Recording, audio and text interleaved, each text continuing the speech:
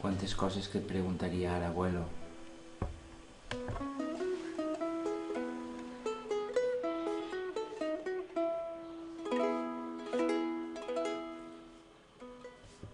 Estos eren els seus papers.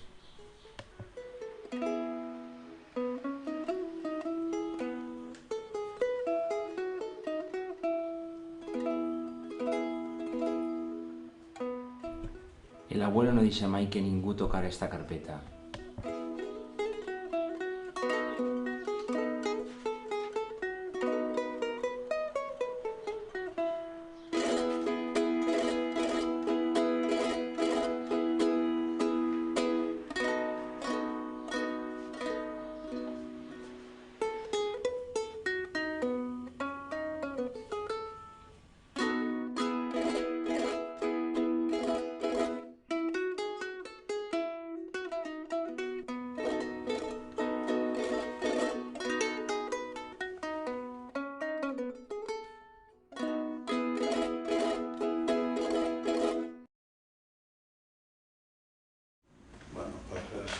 Debido al sistema de vida que se llevaba en el campo, tan miserable y con tanto esfuerzo, ¿no? Allí pues trabajaban de día y de noche. De día trabajaban desde que se hacía de día hasta que se hacía de noche, estaban con los animales trabajando en el campo, lo que era en el campo. Pero de noche tenían que alimentarlos y tenían que levantarse para darles comida de vez en cuando a los animales, para que pudiesen tener fuerza para trabajar al día siguiente. De todas formas era un trabajo muy esclavo y mal pagado. Jo anava a repartir llet i quan digueren de la república, doncs jo vaig agarrar teletes roges, morades i grogues i me vaig fer un llacet, jo era molt presumida i me vaig ficar ahí.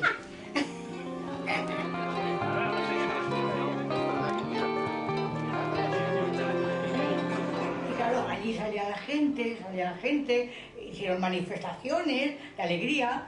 Claro, fue una cosa muy bonita, porque hasta ahora, hasta esa fecha, éramos supeditadas a lo que querían, y claro, aquello fue salir la gente a la calle, eran libres.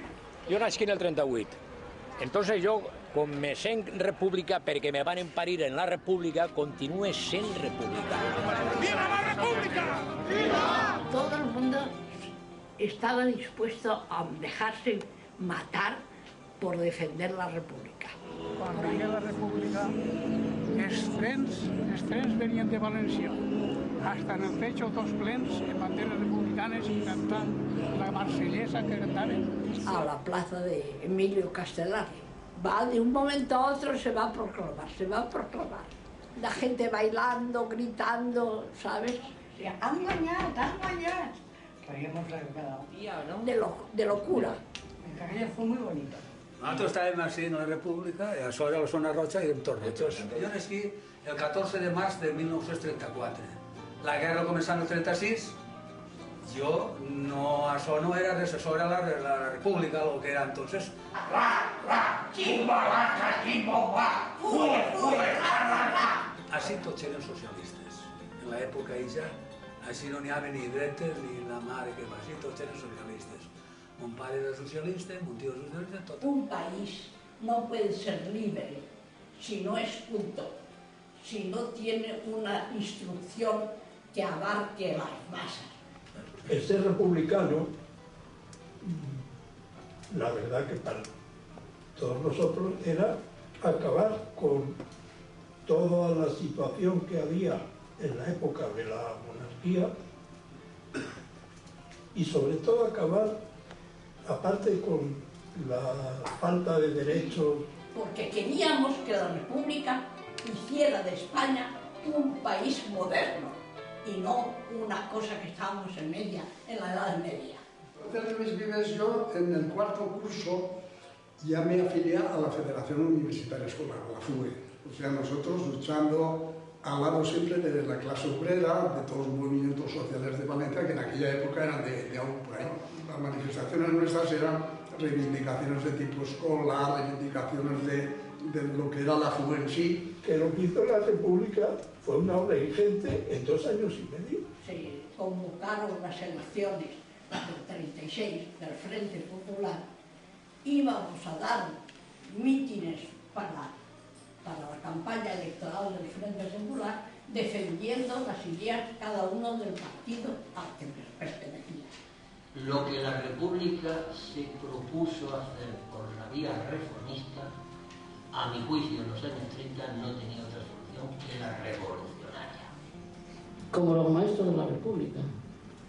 Ellos nunca fueron conscientes de que con esa epopeya de enseñar a leer y a escribir a la gente, revolvieron los cimientos de lo que era la derecha, porque aprendieron, la gente cuando aprendió a leer aprendió sobre todo a no firmar cosas que les perjudicaban. Se acabó el poder del cacique. Teniendo en cuenta que la República había construido más escuelas entre el 31 y el 35 que la monarquía alfonsina entre el año 3 y el año 31, y si la reforma del Frente Popular realmente cuaja, en este país dejan de gobernar las 500 familias de las que hablaba Reinocar, las 500 familias que habían gobernado el país en la mayor parte del siglo XIX, eso parece una percepción perfectamente clara. Me gustaba mucho que existían pues, pequeñas tertulias. Yo no asistía a esas tertulias, pero por mi padre, y allí era una tertulia, era como un ágora, ¿sabes? De la gente más desarrollada, más intelectual, más republicana. Aquellos que ganaban entonces era baja, era muy poco lo que ganaban, ¿no? Y claro, él con el afán de siempre había tenido ideas de superarse y de mejorar, y entonces cuando decidió pues venirse a Valencia voluntario al ejército. Como era una persona que siempre le gustaba superarse y tal, pues enseguida ya se había preparado, bueno, dentro de lo que se podía, porque entonces cualquiera no podía estudiar ni nada, sino dentro de las limitaciones que había, pues, y aprovechó, pues, enseguida que pudo hacer los cursos de cabo, pues hizo cabo, y bueno, cuando se decidió que tenía que casarse, como en el ejército tampoco pagaban demasiado, también pagaban poco, pues es cuando pidió permiso el verano del 36, creo que fue. Sí, fue en julio. Pidió permiso para irse al verano allá, porque él quería ver si trabajando como él era trabajador en el campo, pues en esa temporada pues recogía algún dinero para casarse. Y es por lo que le cogió allí la sublevación de los militares. Cuando los militares sublevaron, él estaba allí, porque, en fin, no intervino en nada, porque si hubiese estado aquí, pues quizá hubiese intervenido, porque él era una persona de izquierda ya de tiempo, ¿no? O sea, que el pueblo ya había participado en las primeras manifestaciones que hicieron del 1 de mayo y tal. Lo que nadie quería ver. Y lo grave es que quienes se sublevaron no pensaban en ella. Claro, ya dio la sensación de que el movimiento había triunfado en Melilla y que la cosa se estaba poniendo muy seria. Y la República, por su parte, es bien sabido que los republicanos burgueses nunca creyeron, y que fue un error fatal, empezando por España, que el ejército tuviera capacidad para dar realmente un golpe serio. De que en Madrid no le estaban dando tanta importancia como la tenía. Se ve que ahí se perdió horas que fueron fundamentales. Pues eso. Había alguno, por ejemplo, el jefe de Falange, pues ahí era un médico, que ahí sí vinieron los del comité de Albacete y se lo llevaron. Y no era mala gente, porque yo conocí a la familia de él y eran de gente de iglesia, pero no eran muy... Pero claro, era el jefe de Falange. Y me mandó mi mamá al mercado y resulta que tenía que pasar la calle Alcalá y en la calle Goya detrás estaba el mercado y había un convento. Y cuando vemos pasar ya todos los coches, vamos a pasar y nos sueltan una esa de tiros que no os podéis imaginar. Em recordo que anava a repartir llet i era a les 7 del matí, anàvem en els cànters per el barri obrero i sentim taca, taca, taca, taca, taca, taca, taca, taca, taca, les ametralladores. Y entonces van dir, es que s'han sublevat en els cuartels. Parece ser que había un farmacéutico que importaba, le mandaban cajones de medicinas de Alemania, pero en vez de ser medicinas parece que lo que le mandaban eran pistolas. Y las repartía por allá unos y otros, y en los pueblos, mira, cuando alguno se mamaba alguna vez, pues ya iba con la pistola diciendo claro. O sea, que era un secreto así un poco... Pero claro, que ese farmacéutico era de las derechas, bueno, claro. Repartía las armas a los que se iban a sublevar, digamos. Sí, sería para eso. Que la República tenía instrumentos para controlar el orden, pues posiblemente era cierto. Y que la República conocía la conspiración y empleó algún procedimiento para mantenerla también, no suficiente, pero la conocía. Y había un primo del abuelo que era el secretario de la Falange, y un poco antes de empezar la guerra le estaba explicando a su primo quiénes eran los falangistas del pueblo. Observes un poquito de cerca lo que dice Mola. No nos nubilemos por aquello del golpe será lo más violento que se pueda. Ahora dirán los soviéticos. No. Las instrucciones reservadas de Mola son las únicas que realmente dicen qué es lo que los militares harán cuando estén en el poder. Entonces, es el único que dice con realidad qué es lo que tienen que hacer. Y establecer una dictadura. Y detener el proceso de reforma ya. La situación era que, según supe yo más tarde, el gobernador civil de Valencia, Braulio Solsona, del Partido de Izquierda Republicano, que no republicana, eso no lo puedo precisar, se negaba a permitir que los obreros tuvieran armas. La izquierda republicana tenía casi más miedo al pueblo que a los fascistas. Tú me has contado una vez que el tío Juan le había ofrecido al abuelo si quería comandar alguna cosa, ¿no? Claro, después cuando vino... Debió ser al principio entonces, claro. Sí. Lo digo porque el abuelo debió regresar a Valencia pronto. No regresaría muy pronto, ¿no? Regresaría a lo mejor cerca de un mes o... En Capitanía General no se sabía el capitán general con quién estaba. El capitán general no decía nunca nada, ni tal. Y los cuarteles estaban cerrados. Porque la ciudad de Valencia, los cuarteles estuvieron dubitativos en el primer mes, ¿verdad? Estuvieron hasta final de mes o 1 de agosto, por ahí, no. Las fuerzas de Alcoy y las fuerzas de Alicante y de aquí de Valencia, pues no subieron hasta que aquí no estuvo las cosas ya claras. Aquella misma noche se tomó la decisión de ir a por los cuarteles. Cuando el capitán general cedió y había sucedido ya lo del sargento Fabra en Paterna, la cosa estaba clara. Porque el gobierno republicano no hizo lo que tuvo que hacer. Eso hay que decirlo. No dio las armas al pueblo. El pueblo luchaba con lo que tenía. Estos caballeros creían que iban a controlar el poder de la República en 48 horas o en una semana. El problema fue que se encontraron con que no. Y por otra parte, el error de Mola de pensar que aunque se fracasara, él no creía que iba a ganar en Madrid o en Barcelona, eso lo tenía claro. Pero sí creía que si no en 48 horas unas columnas sobre Madrid, que es lo que hizo, iban a acabar con el problema. Pero claro, cuando se encuentra con esta resistencia, señores, aquí, como yo digo, no había plan B. Aquí no había plan B. Es decir, que o nos rendimos o resistimos. El rector de la universidad, don José Puche, nos ha dicho que tenemos que defender la universidad. Y claro, que espera que a lo mejor pueda haber algún ataque incontrolado de lo que fuera, ¿no? De movimientos, aunque fuesen de izquierda, pero incontrolado, que atacasen la universidad. Y claro, ha dicho que la FUE cree un gabinete, un estado armado, un piquete armado para defender la universidad y que esté de guardia en la universidad.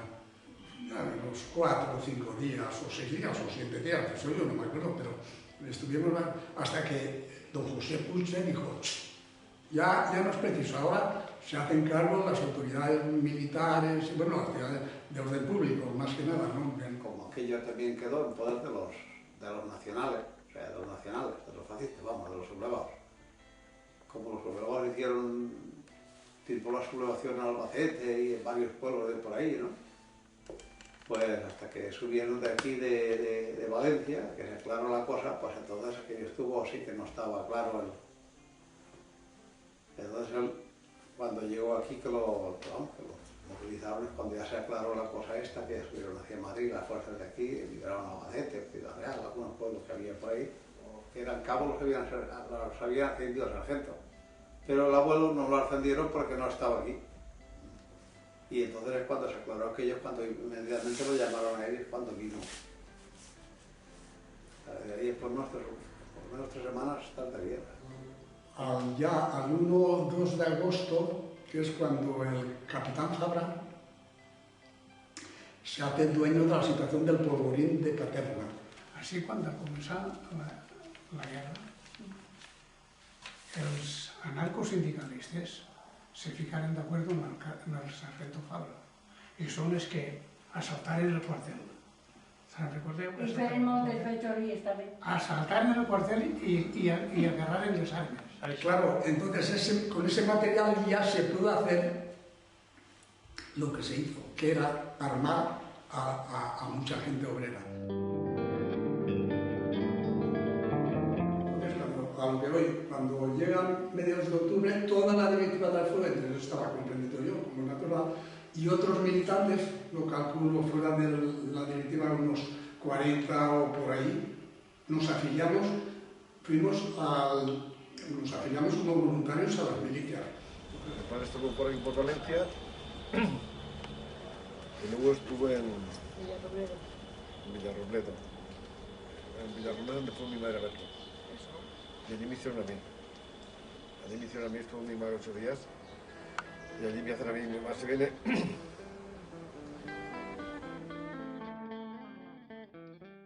Jo, antes d'acabar-se la guerra, nosaltres anàvem a escola de pàrvuls i quan venien les paves a bombardejar així, venien a bombardejar, nosaltres en l'escola de pàrvuls no n'hi havia refugio i mos passaven a tots els pàrvuls al refugio de les escoles nacionals, que allí n'hi havia refugio.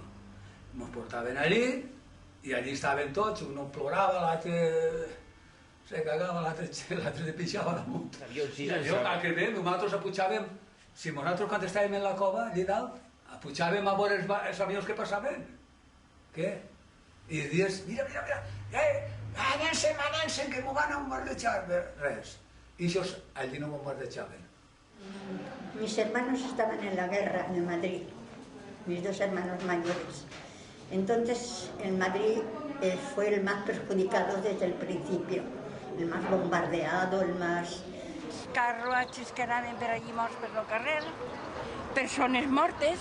Això en el centre de Madrid? En Madrid. On està el Congrés, molt poc perquè mon tío vivia molt poc en el Congrés, la calle El Prado. Y entonces mis hermanos le suplicaron a mi madre de venirnos a Barcelona. Llegamos a Barcelona, Barcelona estaba tranquila, entonces nos bombardeaban, no les faltaba de nada, pero eso duró un tiempo. Luego ya empezó a faltar todo. A nosotros nos acogieron familias, a cada hermano una familia. Se portaron muy bien con nosotros y nosotros con ellos, porque los quisimos mucho. Se convirtió ya en un sitio inhóspito, no había comida, no había de nada. O sea que en Barcelona estuvo aquellos famosos 3 días que venían a bombardear desde el mar y venían a las horas del mercado, a las horas, en fin. ¿Tú te acuerdas de que, yo te lo escribo en eso, de los grandes bombardeos desde las Baleares a Barcelona en marzo del 38? El paralelo, la zona del paralelo y los mercados que había allí, la hora que iban a comprar, pues es cuando iban y bombardeaban allí. Y mataron, pues, en 3 días creo que mataron 1.200 civiles allí, nada de militares, allí lo que... Es que de 2 en 2 horas justas, venían los padas de Baleares a bombardear Barcelona. Ese intermedio entre dos era horroroso. Sabías que volvían. Pues la gente vivía por miedo a los bombardeos, porque aquí hemos sufrido bombardeos también por los barcos. Y hay que ver, ibas por la calle, tocaban las sirenas, te tenías que esconder, había refugios. I quan venien els avions m'entrava una terrera que me n'haguera quedat allí. I mon pare decidí que se'n vinguérem amb ma mare, perquè ma mare evacuats, quan veníem els xiquets evacuats, no volien. Y claro, la primera vez que oí las sirenas, pues tocaba la sirena para que los obreros pues trabajaran o dejaran. Mira, se me puso los pelos de punta, yo estaba encinta. Han sofrit molt pels bombardeos i quan venien els avions pues, al refugio a córrer. Pues allí no anàvem encara al refugio, cuerpo a tierra al camp. Jo vaig veure incendiar-se la caldera del gas, estava en cuerpo a tierra en el camp quan varen veure l'incendi aquell i durava un mes. ¿Y tu padre falleció entonces en un bombardeo? El bombardeo de la Estación del Norte. Estaba en el teatro, lo que era el teatro Eslava. Y dijeron que habían bombardeado, la estación. Me salgo del teatro y me voy a ver, y me encuentro con muertos y heridos. A ver cuál de todos era mi padre. Yo casi no iba a la escuela, porque realmente iba a la escuela y a los 20 minutos de la escuela sonaban las sirenas y vámonos al refugio. El refugio era la portería, que era el primer piso de ello, ¿no? Pero un día bombardearon la calle donde yo estaba. Yo vivía en el 126, cayó una bomba en el 123 y otra en el 128 y nuestra casa quedó en medio. Entonces mi padre nos llevó a vivir a Lliçà de Vall. ¿Cómo se vive un bombardeo?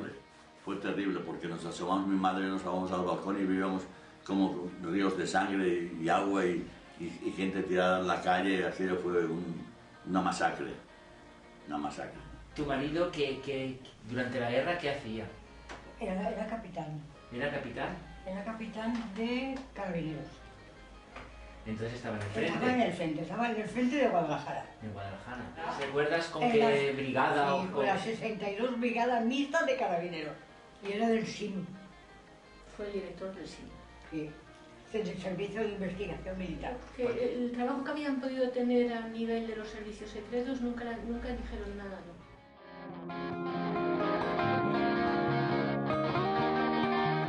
¿Y el abuelo de Brunete qué te contó? Porque el abuelo sí que me has contado cómo fue aquello de Brunete. Cuando llegó a Brunete parece ser que ya estaba la cosa en marcha, o sea que no fue de los primeros, ya estaba la cosa... Al ser ascendit a sergent de Sanitat Militar, el destinaren a la 111 Brigada Mixta i l'enviaren al front de Madrid.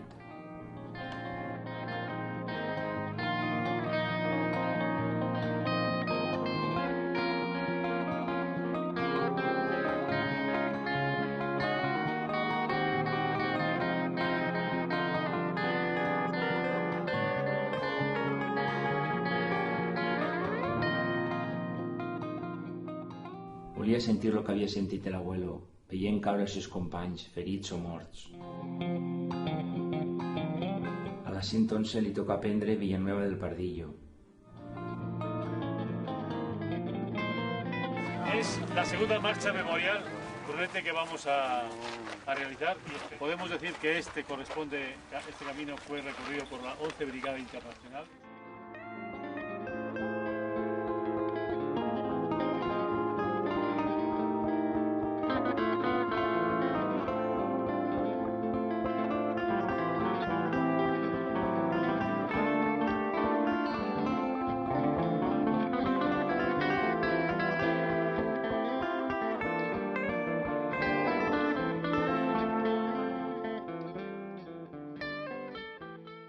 My name is Mo Fishman. I was a volunteer from the United States in Spain fighting for the Republic. I have been secretary of the veterans of the Abraham Lincoln Brigade since 1950, and I served on the board of the veterans of the Lincoln Brigade since 1939, which is when we came home, and which means that I've been active as secretary for a long, long time. Now, we recognize that Spain was only a battle lost in the war against fascism, and that war was won in World War II. But just think, if the people of the democratic people had been able to convince their leaders to stop appeasing fascism, you wouldn't have had World War II with 50 to 60 million dead and all the horrors that went on as a result of it. So that's one big lesson of the war in Spain. Another big lesson of the war in Spain is internationalism. We were born internationalists. We came from 52 countries. Many of them were not countries, they were colonies and so on. But 40 to 45,000 volunteers came from 52 countries to fight for an ideal, to fight for fascism, against fascism. They weren't fighting for money. The money that they got as soldiers, they gave it to the Socorro Rojo.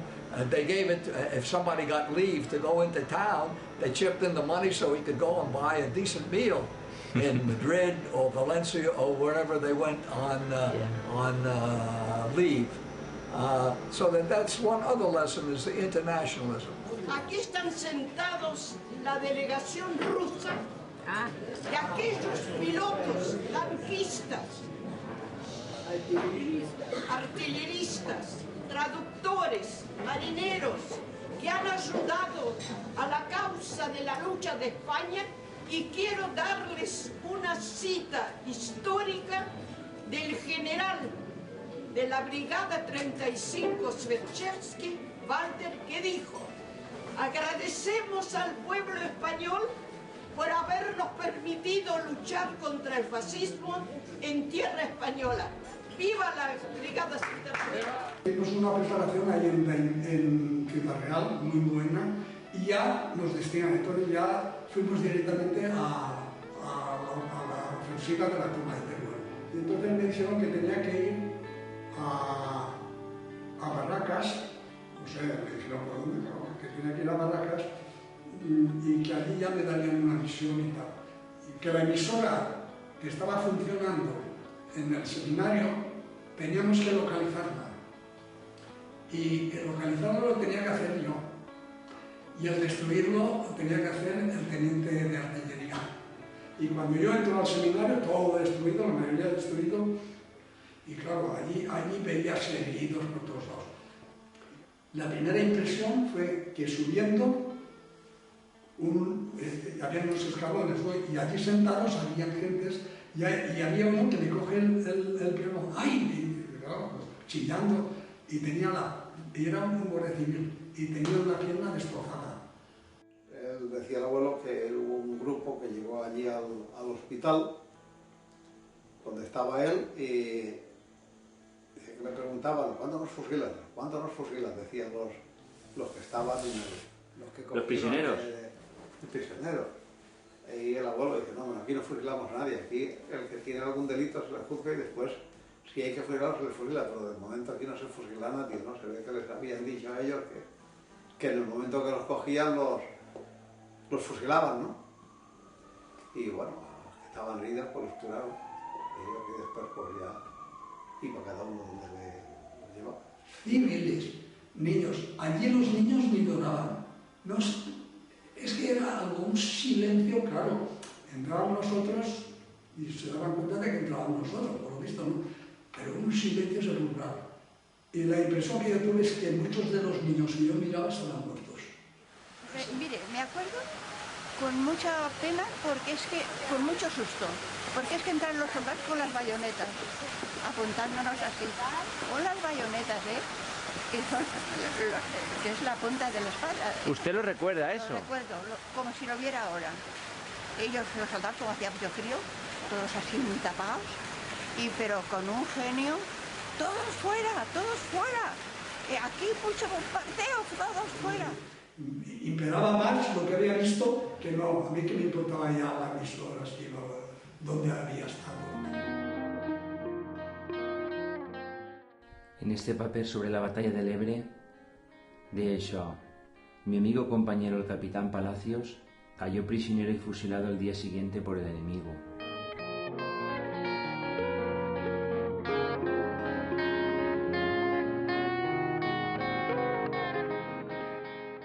Y bueno, pero después viene una orden que todos, las cosas estaban muy jodidas en el frente del este, habían tomado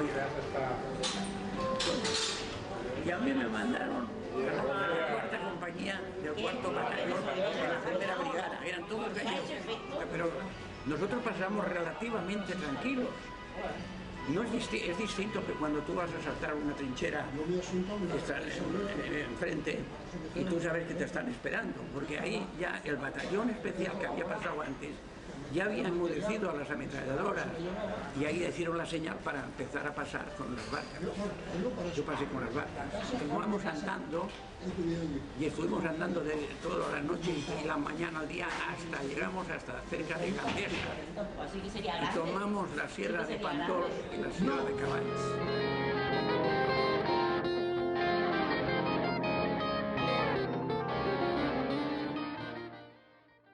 De la batalla del Segre tampoc en conta res.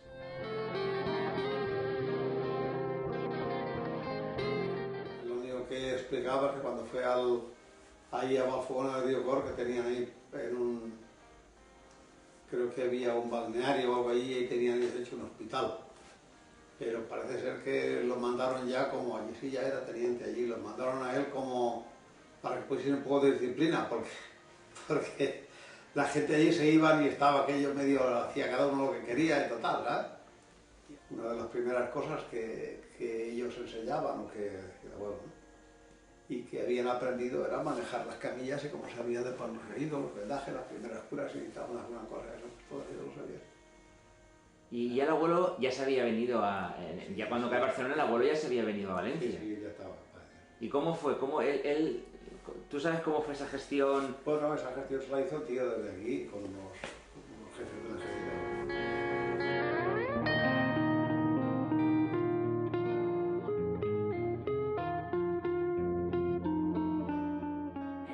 El último día. Yo tuve, por mandato del partido, con Arnaldo, los dos, nos mandaron al Tibidabo a ver si parábamos la avalancha.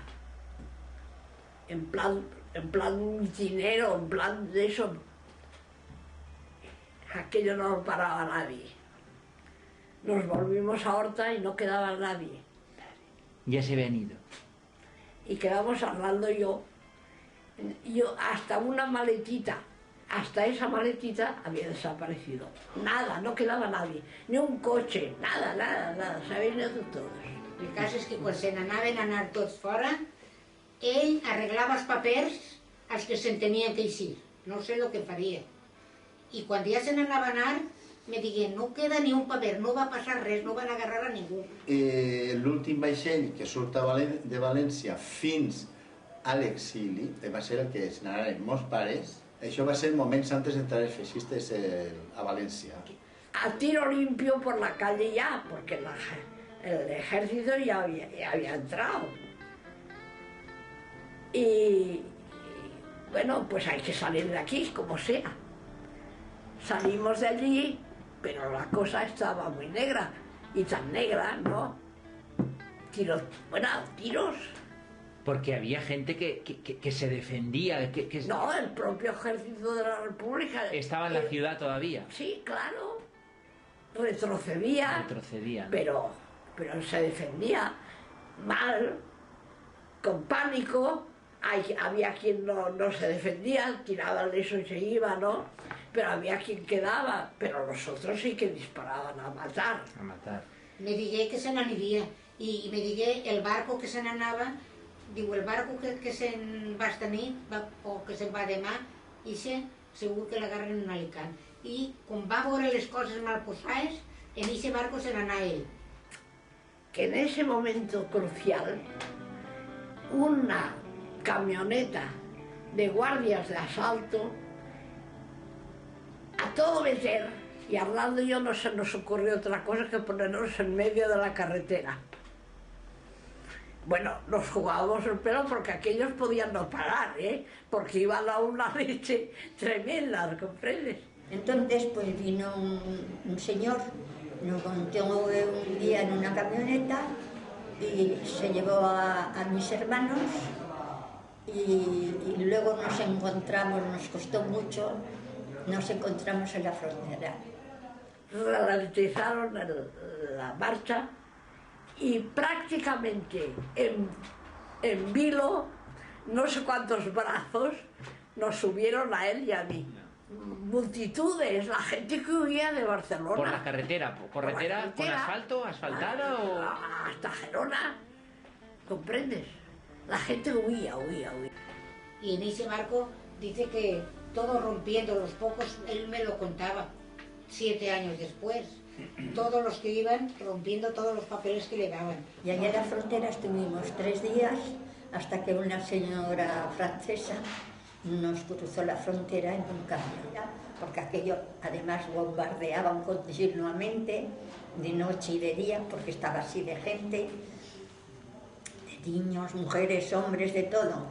Nada más pasarnos la frontera, nos paró en un sitio y nos dieron un vaso de leche caliente que agradecimos, fíjate, nos lo tomamos como algo, como un manjar. Sublime. Un manjar, el mayor de nuestra vida. En un barco carbonero.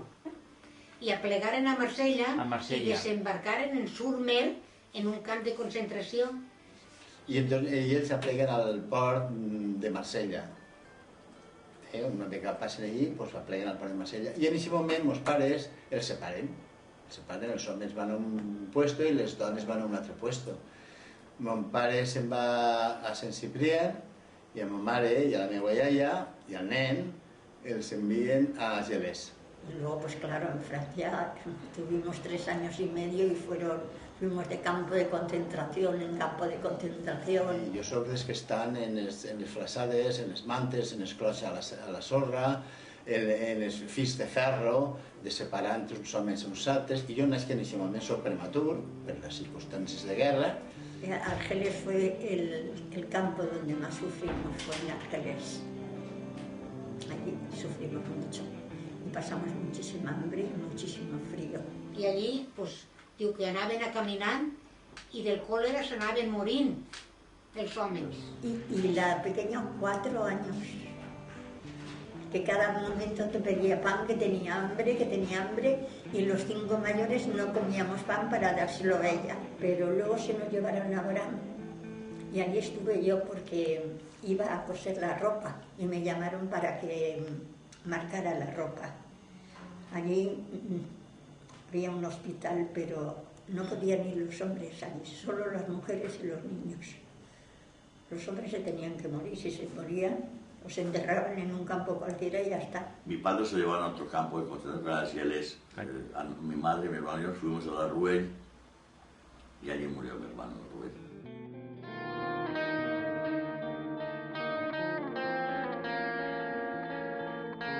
Todos van al hospital ya con una fiebre muy aguda y creo que la fiebre provocó una meningitis y la meningitis murió. Pero mi madre siempre pensó que realmente mi hermano murió porque no tenía una aspirina para darle. Y en un campo cualquiera enterraron al niño de una amiga que yo conocía. Y fue algo dramático 1000 por 1000. Eso jamás. Por 100 años que viviera, me lo podría quitar del pensamiento ni del corazón.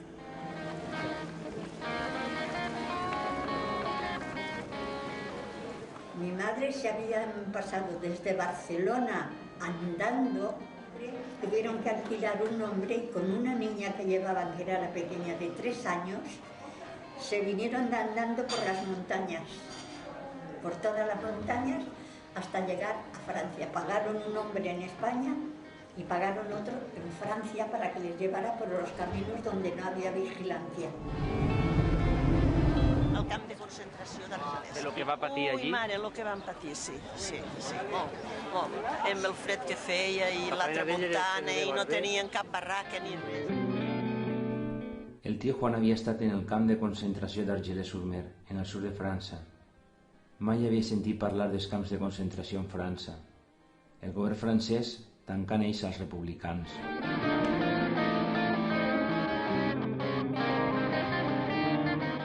Cuando ya acaba la guerra, que llegan las tropas de los sublevados a Valencia, el abuelo te contó a ti cómo fue, ¿no? Porque el abuelo se quedó a entregar el cuartel, ¿me explicaste? Se quedó en el cuartel. Se quedó allí en el cuartel y cuando entraron los de Franco, pues les entregaron fueron los que entregaron el cuartel. Y los militares aquí, bueno, ¿qué? Ya se pueden ir a casa. Habían firmado una paz honrosa y ya la paz era que él entraría de entrega a los otros. Ya, pero lo que yo no tengo muy claro es que se llegó a firmar ningún tipo de acuerdo de armisticio, ¿no? Ya creo que Franco, ¿no? Eso lo vendieron así, Casado y compañía lo vendió así porque no podía vender una cosa que habían hecho de ellos otra guerra al final, porque al final lo que hicieron fue otra sublevación contra el gobierno legal que había establecido. En esta masia es trobava el doctor Negrín quan Casado i companyia donaren un col per rendir-se davant de Franco.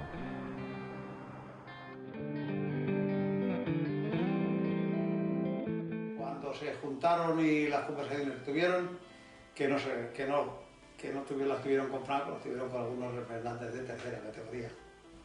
Pues Franco les exigió por una rendición incondicional. Se acabó el sueño y tuvimos que vivir en la realidad. Y la realidad no es un sueño, ¿eh?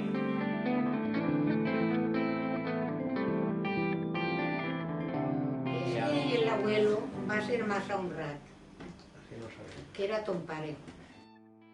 Quan s'acaba la guerra, l'abuelo se va reganxar a començar la guerra, i era militar. I digué, tots els militars, no sé què, no sé por cierto, que se presenten. Ell no s'havia d'haver presentat i ell se presentà. I enseguida l'agarraren, i anà de cárcel en cárcel, per honrar. Y no iban a por él, no fueron a por él hasta que al final, pues un día, pues ya fue la Guardia Civil a buscar. En la mateixa cola de l'Ajuntament d'Oliva n'hi havia amics dels falangistes que li digueren que s'anaran, que eren molt calents, que te faran algo, i Paco dia, jo no tinc que amagar-me perquè jo no he matat a ningú, no m'he tacat les mans de sang, el tancaren, estigué en la plaça de Bous i de la plaça de Bous a Sant Miguel dels Reyes y de ahí ya pues hasta que fusilaron en Paterna. Y los primeros días lo tuvieron allí en el ayuntamiento detenido. En la sala de sesiones tenían a los rojos allí. A mi madre la condenaron, estuvo 2 o 3 años, estuvo hasta el 42 que salió, y yo estuve 3 meses en la cárcel porque mi padre no aparecía. ¿Y la cárcel dónde la pusieron? ¿Dónde estaba? Por bajo el ayuntamiento. Pues yo le decía, papá, vámonos, estos hombres son malos. Bueno, hacer familia será.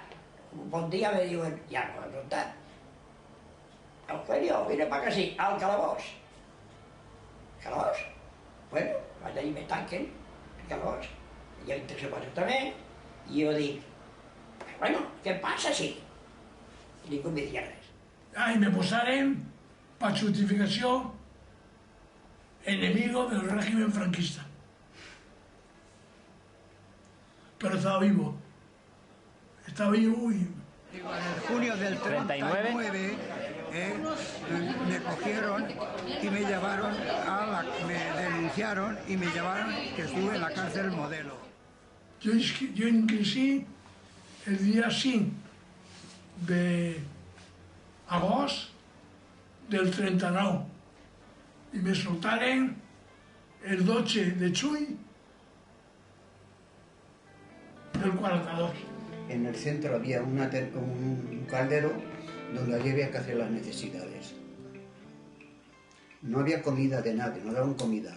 Los familiares eran los que daban, los que podían, llevaban la comida y el alimento. Allí estuve 3 meses. Pues jo, quan es va acabar la guerra, doncs em vaig passar molt enorme, tancat a la presó, un local, mos fent treballar tots els dies, però va sol, i no mos donaven el mitjà que tenien que portar de casa, i a casa fetíem pau, i tots els dies de sol. I dormíem en aquest local, en un colxó que nos portaren de casa una manta, i vam estar patint molt de temps. Y casos desesperantes, una noche porque se despierta y notan allí una cosa y era un tío que se había colgado. Yo nunca supe por qué estuve allí.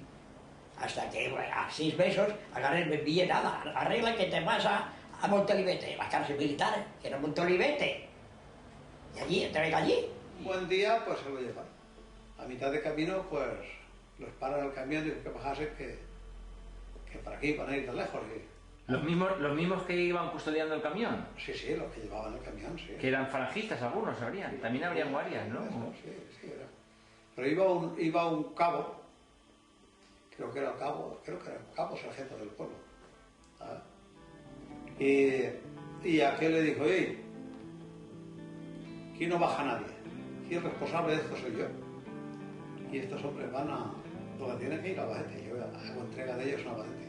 Si después los tienen que fusilar, los fusilarán, que hagan lo que quieran, pero las órdenes que yo tengo son de llevarlos a Albacete y ahí donde van.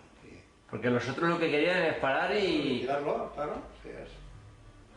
En la cárcel Modelo, estando allí en agosto, a los 2 o 3 meses, me hicieron juicio por pertenecer a la FUE y a la JSU.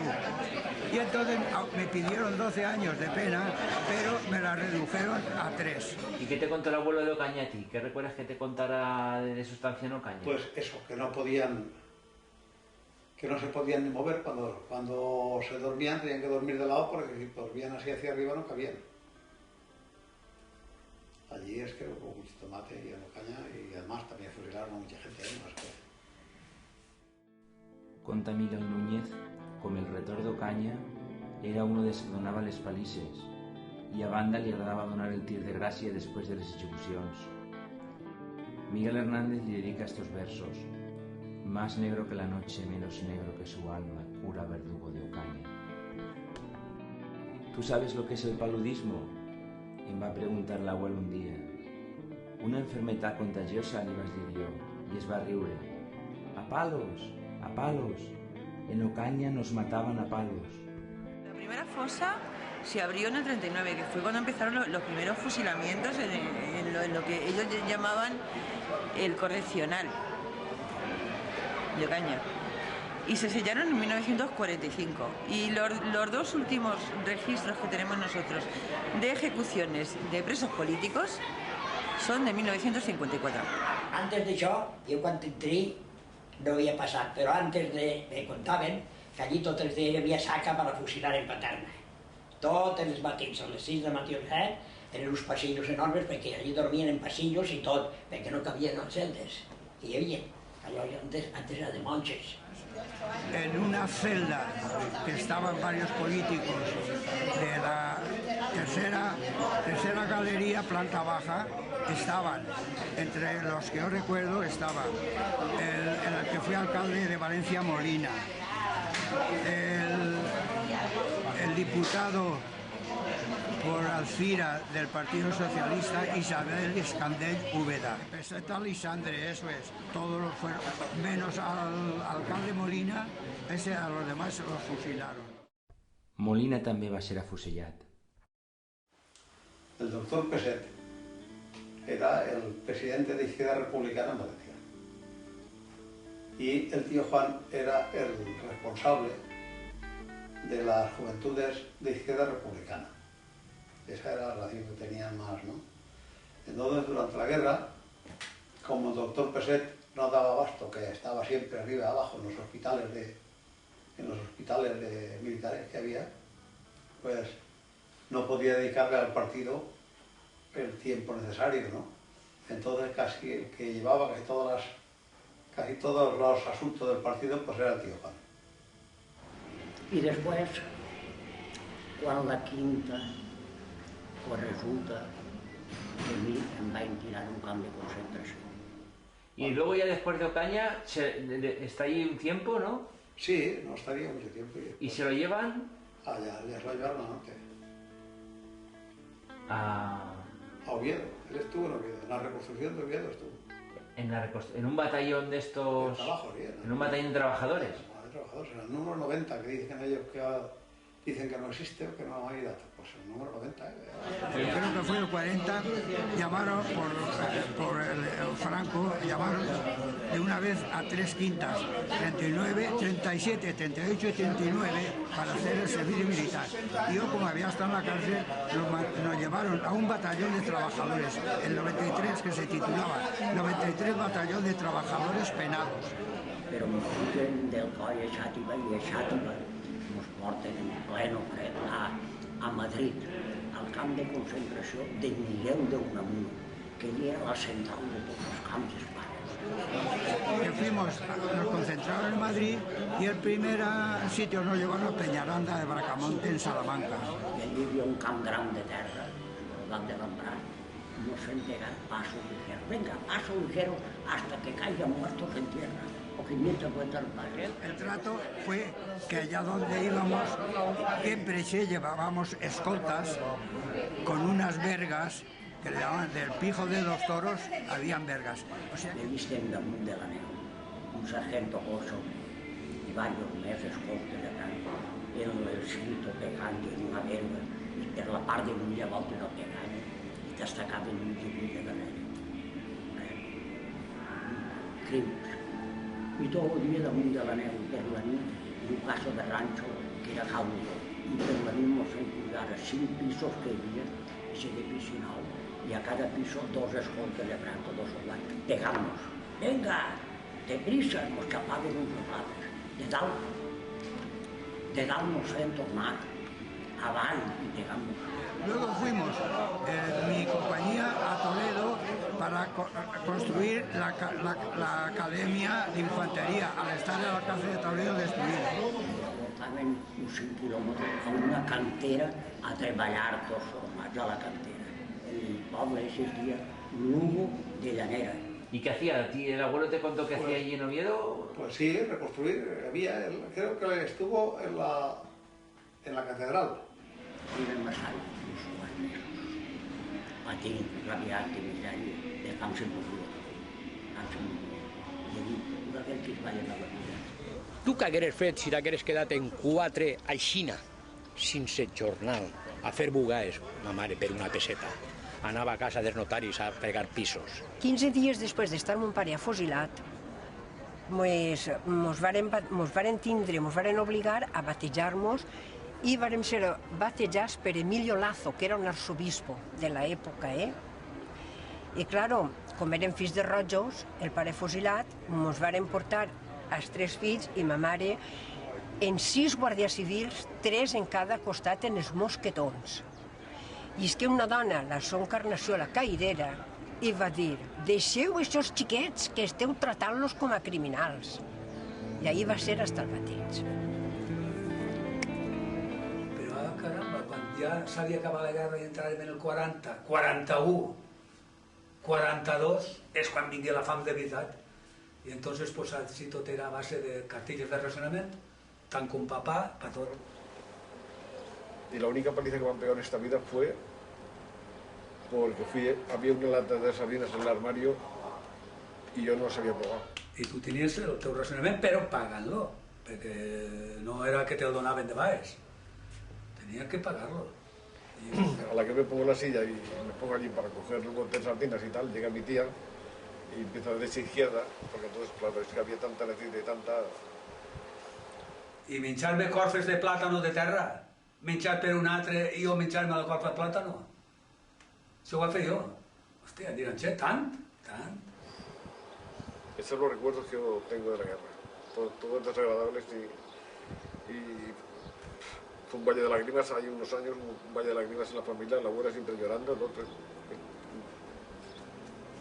desastre.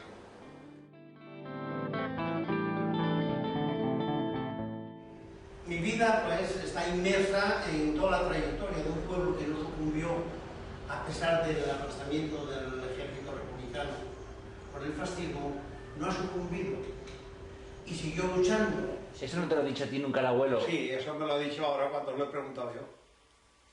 Porque claro, yendo y viendo los datos y tal, y cuando vino la democracia, que es cuando él lo ha dicho, pero antes no dijo nada.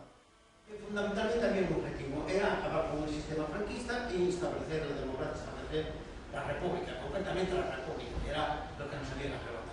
Jo vaig entrar en contacte amb la guerrilla perquè jo tenia un cosí germà que havia estat en la cárcel de San Miguel de los Reyes, así en Valencia. Hubo varias caídas. Hubo en el 40 y tantos, hubo una caída. Y la anterior a la estando yo en el partido, entonces, en el 50 cayó toda la dirección. El meu cosí no es va deixar de tindre i se'n va anar en una bicicleta, se va escapar en juny del 44. Entonces ya cuando el abuelo entra a trabajar en esto para la aviación, ya digamos, de Franco, sí, ya estaba él ya en la resistencia, de decir de alguna manera, ¿no? Ja estava, sí. Va trobar un puesto on poguera a treballar en un poble, en el poble de Villajoyosa, en una fàbrica de taulells o de teules que le dien la Rodella. Él cuando entró en contacto con el Partido Comunista fue pues como muchos. Casi todos los cabos que cuentan por ahí, Molina, el otro, el de allá, todos eran de... Ante la guerra por donde el Partido Comunista la mayoría, no porque tuviesen, pero vamos. ¿Pero el abuelo también ya lo era durante la guerra? Igual que la mayoría, ellos se hicieron comunistas al final de la guerra porque al final pues los únicos que, igual que la mayoría de los militares, porque eran los únicos que querían aguantar el tipo y... ¿Pero cuándo entra el abuelo entonces ya en esa resistencia un poco organizada? Eso después de venir, después de salir de la cárcel por ahí, como entraron la mayoría. Yo, por ejemplo, a los 16 años estaba organizado en un colectivo, en mi pueblo, que es un pueblo pequeñito, aquí a la de Fonfonada, cuesta 500 habitantes, no más, ¿no? Pues éramos unos 20 o 30 jóvenes. Van enviar a un delegat per fer-se càrrec de 4 o 5 que estaven allí en la Rovella mateixa treballant il·legalment quan va ocórrer aquest mig grup de 5 que pujava en Simat de Valldigna, en l'estació de Simat de Valldigna, van tindre un encuentro en la Guàrdia Civil i en van matar uno dels que havien ingressat en Villajoyosa i uno que havien ferit. I este que havien ferit el van fer parlar i tal, i mos va declarar a nosaltres, jo que hasta allí a l'època eren las, mos va declarar i vingueren a per mi. I antes de que me detingueren yo vaig fugir. Y estando en esto de aviación, que llevaba un tiempo trabajando, es cuando pasa esto de que me explicas, ¿no? Que cogieron aquí, vamos, me había contado lo que cogieron aquel día, en aquella redada cogieron 300 en Malasia. Entonces vaig estar amagat allí en unos amics. Pero Manuel del Olmo no era de la célula del abuelo. Manuel del Olmo era de la otra célula. De la otra. Sí. Lo que pasa es que el hombre no se quedó en su casa porque tenía miedo de que su propia familia lo denunciase, porque se ve que eran gente de derechas. I d'ahí van reprendre contacte en el Partit Comunista Espanyol de València altra vegada, i ahir és quan més tard van pujar a les guerrilles de Levant i Aragó al costat prop de Requena, que és el primer grup que jo he estat. Células, pero dentro, según la cuantía, las células se dividían en pequeños grupos y luego se formaba un comité que era el responsable de ese grupo de células, ¿no? Si no había cantidad, eran 4 o 5, era una célula. El peligro que había allí en la resistencia, para crear la resistencia, siempre estaba en que, aunque fuésemos españoles, podían haber infiltrados. Y eso, ahí no nos jugábamos la cárcel, nos jugábamos Pero mira, la clandestinidad en aquel tiempo era tan restringida que los grupos no se conocían desde siempre. Se conocía la célula, pero a lo mejor en el pueblo hay otra célula y solamente lo conocía la dirección. Los primeros movimientos que nosotros como resistencia intentamos efectuar, pues no era de una manera violenta, era a base de propaganda. Entonces se creó lo que se llamaba agitación y propaganda. Dice que me jugaba la vida. En aquella época gente por poner un pesquín o poner cualquier cosa, la policía no te pedía la policía te disparaba. Entonces yo era consciente. Endurecerse la actividad de los alemanes con la represión, deteniendo, fusilando y tal, ya fue cuando lo de Antonio de Buitrago, que entonces ya estaban actuando los de la parte militar, que eso se hacían atentados, ponían bombas aquí, bombas allá, sí. O sea que ya era una cosa de más actividad. La organización había caído precisamente en ferrocarriles. El 27 de junio del año 42, de madrugada, llamaron a la puerta la policía, que venían a detener a Margarita. Hay una redada, pero no llegamos a enterarnos, es decir. Y claro, eso me dicen, bueno, usted no tendrá inconveniente en acompañarnos, porque como usted vive aquí y tal, digo... Trasciende porque son medidas de la policía, porque si se trasciende, pues se toman reservas. Y mi hermano se fue de la lengua con un miembro del comité diciéndole que yo era uno suyo. Y claro, cuando llegamos a la jefatura de policía, abren 20 o 25, que luego llegaron a ser 100, ¿sabes? Al día siguiente eran 100. Dan el periódico del partido, lo dan corría, y unos obreros que trabajaban en carga y descarga del carbón en ferrocarriles, pues un día que les dan el periódico, se sea un sábado, un viernes, por el resultado que se lo llevan en el bolsillo, entran a una taberna, beben, en un tranvía, forman escándalo, lo detienen y aparece el periódico. A usted en realidad no hay nada contra usted, le dice. Dice, por lo tanto, no, usted se queda libre. Me llevan a la policía, a la Brigada Social de Samaniego. Y yo ya, no, claro, entonces yo tuve que contactar con mi partido. Mañana nos reuniremos otra vez y si no acudo a la cita es porque me digo. Claro, me pegaron. Me rompieron la boca. Si no estoy es o porque me han detenido o y me detuvieron. Me castigaron bastante. Uno de los tormentos que más me dieron eran las corrientes eléctricas. Empiezan a ellos a pegar palizas y tal, a torturar a algunos, ¿no? Y claro, documentación allí, claro, las libretas, las carteras, ¿no? Juan Marín por aquí, Juan Marín por allá, claro, llegó el comisario este y dijo, hostia, cabrón de tú, 50 marines por ahí, pues este tío no es eso que, y por eso procedió. Y una de las veces me preguntan, oye, ¿tú conoces a un tal Conca? Digo, sí, lo conozco y es un gran amigo mío. Dice, hombre, es amigo tuyo. Digo, dice, ¿y por qué es amigo tuyo? Digo, porque hemos estado 8 años juntos en la cárcel. Bueno, total, a los 15 días, después de interrogatorios y torturas, a mí no me pegaron para nada. Ah, bueno, un momento. En el Consejo de Guerra, desde un principio yo me hice responsable de... No te tuve, ¿eh? Yo dije, yo soy comunista, yo tengo los muertos, soy miembro del Partido Comunista de España y yo soy el responsable de todo esto. Y me cogen y era porque nos llevaban a la Gestapo, a la Riso SES, que era la central de la Gestapo. Una de las cuestiones que tuve cuando llegué a Burgos, por la condena que llevaba, es que estuve 6 meses en una celda. Considerant que era una lucha quasi prou difícil, no ja difícil, però inútil, en l'any 48 vam decidir vindre a França. A los hombres nos llevaron a la prisión de la Santé y a las mujeres a la Roqueta.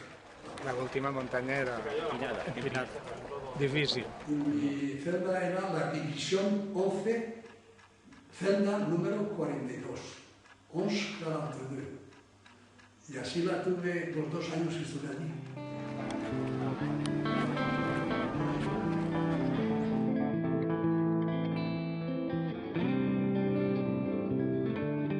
Estiguérem 6 mesos sense saber res d'ell. 6 mesos després mos escrigué, però una carteta en 4 lletres de pànic, una carteta de pànic.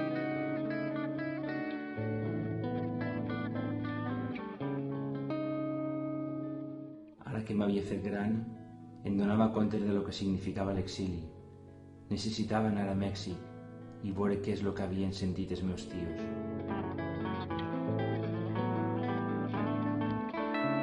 Mi abuelo estuvo en Burgos, estuvo preso en Burgos, y mi padre también estuvo preso en Burgos. Pero a mi padre lo sacaron, hubo una amnistía o algo así, lo sacaron y se escapó por Portugal en el año 40 en el año 41 debe haber sido, porque llegó a México en el año 42. Su padre, ¿por qué no quiso quedarse en España? Lo hubieran fusilado. Mi padre estando en México, recibía cartas de su padre y de sus hermanos diciéndole que se quedara un poco más hasta terminar el trabajo porque allí el negocio estaba muy malo, en fin, un poco en clave, ¿no? Porque había censura. Se escapa a Portugal porque por ahí había algo relacionado con la embajada mexicana que los podían ayudar ya en esa época, porque ya te estoy hablando del año 40-41. Ya aquellos barcos, el Mexic, el Ipanema, el Sinaya, ya habían venido en el 39, pero ya en el 41 ya no había. Entonces se va a Portugal y a través de la embajada mexicana logra, porque se fue con un amigo, y logran embarcarse en un barco que los trae a Salina Cruz. Bueno, yo en el año 40 salimos el 9 de febrero de 1940, salimos de Oviedo para Galicia, de Galicia pasamos a Portugal, a Lisboa. En Lisboa tuvimos mucho tiempo porque no había barco, hasta que encontramos llegó uno que venía de Casablanca, el Vulcania, lleno de judíos para Estados Unidos. Y estuvimos en Nueva York, desembarcamos de Lisboa a Nueva York y de Nueva York a México en tren en el año 40. Eso fue una aventura increíble.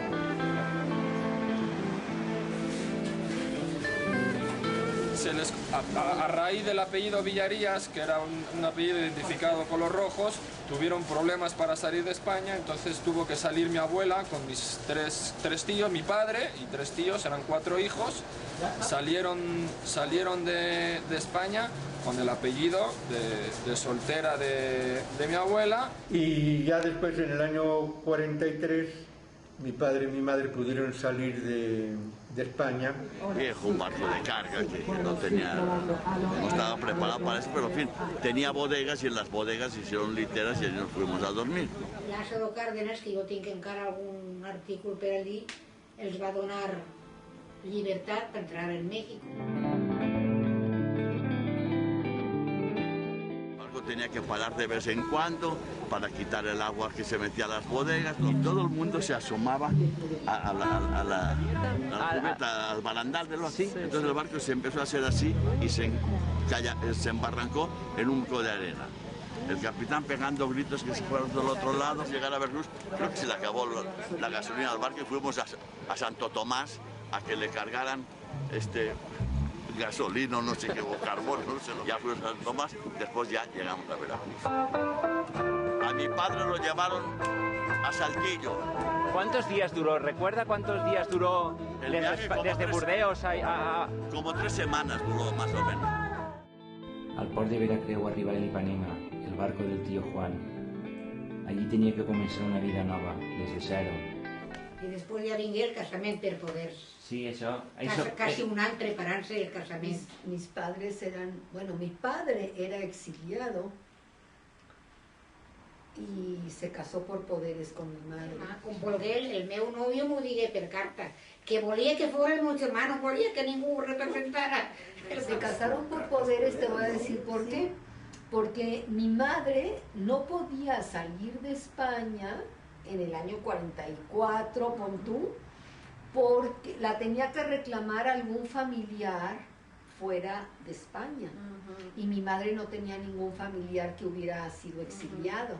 I el mateix dia que se casaven, ell també se va reunir a uns amics, que era el licenciado Climent, 3 o 4 españoles también, y los invitó a comer. Entonces, al casarse por poderes, ya él como marido la podía reclamar. Mi del Magallanes. Vaig embarcar en Portugalet.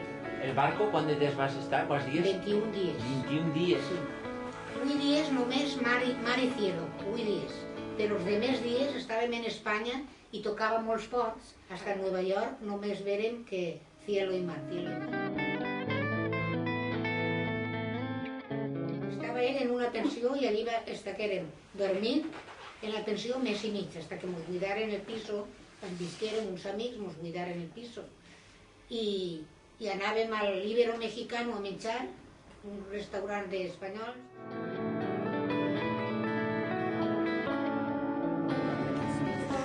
Es que sus abuelos aquí estuvieron y él vino ahora desde España para buscar. Ahí tengo otra amiga española acá adelante, ¿sí? Que se llama Amanda, ella es hija de españoles. Yo antes conocía mucho español, pero ya muchos han ido muriendo. Sí. Mis abuelos eran españoles, mi madre era española, mi padre ¿Cómo mexicano. llegaron tus abuelos acá a México? Cuando fue lo de la guerra. ¿Cuándo? Es refugiado. Mi tío en una pensión en la calle Victoria, número 103. Para allá. Acá atrás. Sí, de hecho sigue la pensión. Vaig estar caminant amunt i avall, però no vas poder trobar la pensió. Aquí en un español, buscando españoles. Hola, buenos días. Buenas tardes. ¿De qué parte es este español? ¿De Valencia? De Valencia tenía que ser. ¿Qué tal? Bien, ¿y tú? Encantado. Pues voy leyendo un libro que estoy estudiando sobre los españoles que vinieron cuando el exilio de España.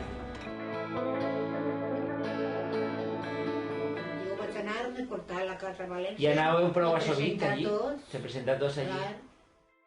Els tios havien sigut de la Casa de València en Mèxic. Va ser fundada per exiliats valencians. Això és el que queda d'ella avui en dia. La Ciudad de México. Les platico, está cerrada la circulación por obras en el periférico a la altura de Tláhuac. También tenemos reducción de carriles por obras en Isabel la Católica a la altura de Venustiano Carranza. Y por otra parte, se van a encontrar circulación muy fluida en Paso de la Reforma entre el Auditorio Nacional y hasta la autopista México-Toluca. También les recuerdo que el día de hoy el programa Hoy no circula se suspende. Hasta aquí el panorama.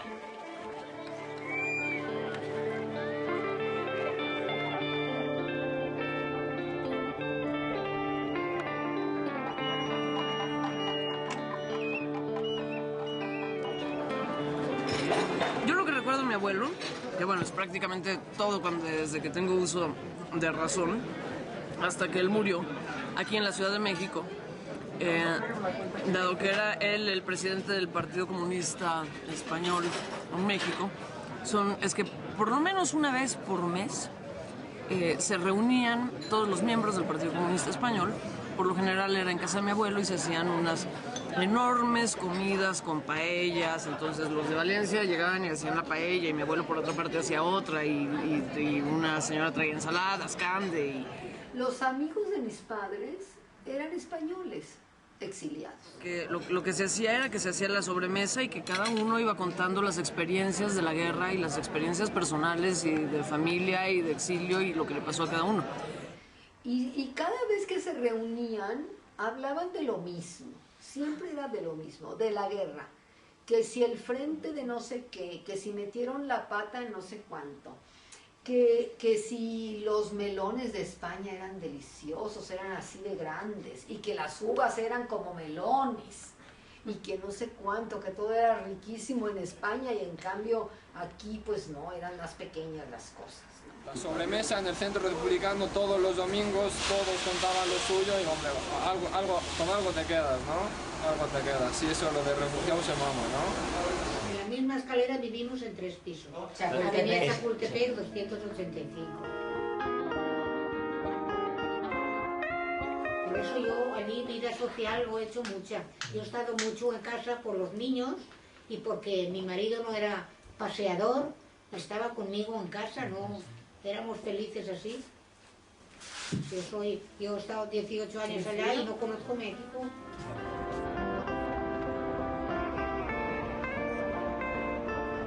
Sin embargo, yo sí siento que yo tengo una problemática, tengo la problemática que tienen muchos hijos de exiliados. Que tú llegas a España y te encanta España porque tus padres hicieron que quisieras a España. Tú llegas ahí, te parece precioso los paisajes, la comida, la gente, pero por otro lado eres mexicana, no eres española, ¿no? Entonces es una problemática muy difícil. Lo que acabas de decir. Me identifiqué mucho con lo que tú decías de no, o sea, yo nací en México, pero nunca me he sentido del todo mexicano, ni americano.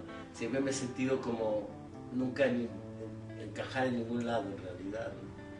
Y eso, la verdad es un drama. Sí. La verdad es una cosa espantosa. Te pases una temporada que no dorms, pensant que te'n vas a Espanya. Una temporada que te despertes i dius, serà possible? A res d'allà li dones ja importància. Només penses en que te'n vas a Espanya. És molt tremendo això. ¿Tu padre regresó a España alguna vez? Sí, regresó cuando murió Franco. Yo me acuerdo que subí detrás en el taxi con mi madre y nada más hacía que besarle las manos a mi madre. No hacía más que besarle las manos.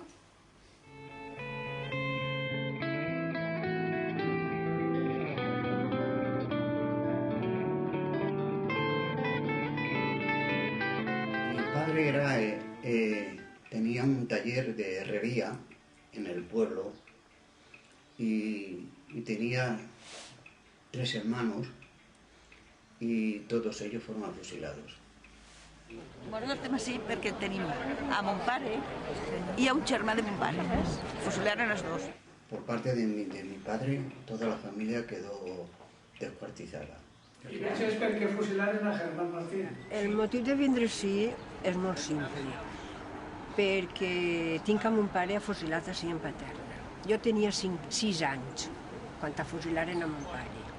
A mi padre, en la lista de relación de los fusilados y todas esas cosas, está también como masón, mi padre. Yo no le he conocido a mi padre, me fusilaron el día 23 de junio del 39, a los 2 hermanos. Ma mare me portava a mi, xiquet, i mos contava que estigué any i mig tancat i no pensava que el matarien, perquè ell no tenia ningú càrrec polític, perteneixia al gremio de panaderos de UGT, però per ser de UGT socialistes ja era prou. El abuelo tenía 42 años y el tío 40. ¿De on era vostè i son pare? De Burxessol. N'hi ha 57 de Burxessol fusilats.